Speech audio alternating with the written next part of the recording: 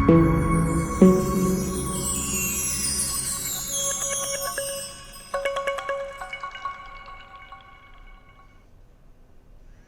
আলাইকুম।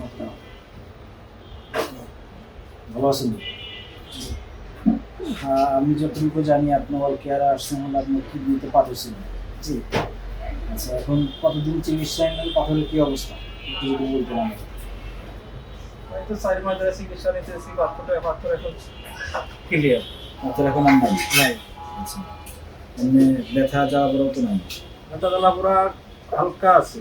আচ্ছা, এখানে যে 4 মাস চিকিৎসা আপনার পাথর নির্মূল হলো, জি। এই 4 মাস চিকিৎসা আপনার কি পরিমাণ টাকা ব্যয় হয়েছে বলে আপনি মনে করেন? টাকা তো বেশি ব্যয় হয়নি। অল্প টাকায় ব্যয়। অল্প টাকাই গেছে। এই চিকিৎসা করতে আপনি কেমন লাগছে? ভালো লাগছে। ভালো করে বলেন যে আপনি এখানে আসছেন, তার মাধ্যমে আসছেন।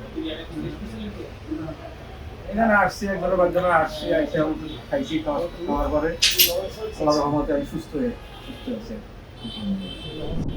সম্মানিত দর্শক, আপনাদের উদ্দেশ্য বলি, এই যে আমার সাথে বসা আছে গিয়াসউদ্দিন ভাই, উনি প্রায় 4 মাস পূর্বে আমাদের এখানে কিডনি পাথরের রোগ নিয়ে উপস্থিত হয়। আলহামদুলিল্লাহ আমাদের ডাক্তার এস.এম. ফাইজুল স্যারের নিবিড় তত্ত্বাবধানে এবং সুনির্বাচিত ঔষধের মাধ্যমে 4 মাসের মধ্যে আলহামদুলিল্লাহ পাথরটি সম্পূর্ণভাবে নির্মূল হয়ে গেছে। এখন উনি পাথরমুক্ত, কিডনি তার কোনো পাথর নেই, উনি সম্পূর্ণভাবে সুস্থ।